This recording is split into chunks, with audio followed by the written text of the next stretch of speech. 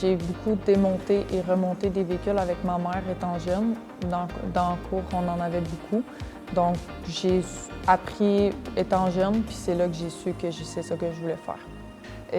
On a plusieurs choses qu'on peut se spécialiser. Il y a beaucoup de spécialités qu'on peut avoir, mais ce que j'ai le plus adoré de la formation, c'est vraiment le côté moteur.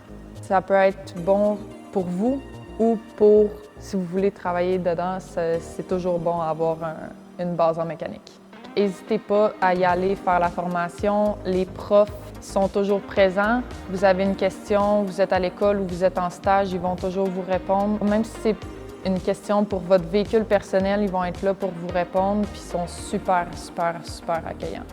La différence entre une classe au secondaire puis la classe de CFP en mécanique automobile, c'est surtout que c'est beaucoup plus facile de tisser des liens entre les élèves, entre les personnes présentes, parce qu'on a tout le même centre d'attention principal, les voitures. C'est beaucoup plus facile de tisser des liens, tisser des amitiés, tisser une relation d'aide avec ces personnes-là, parce qu'on a tous le même point en commun.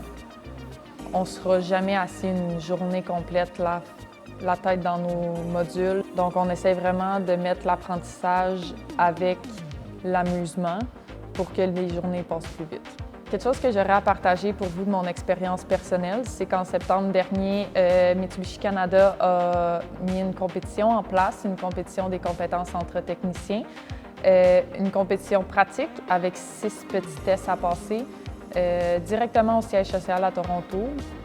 Après les 6 tests qu'on a faits, je me suis classée 4e au Canada, ce qui fait que peu importe ce qui arrive, c'est que même si ça fait seulement bientôt 2 ans qu'on a terminé, c'est qu'on est capable d'aller viser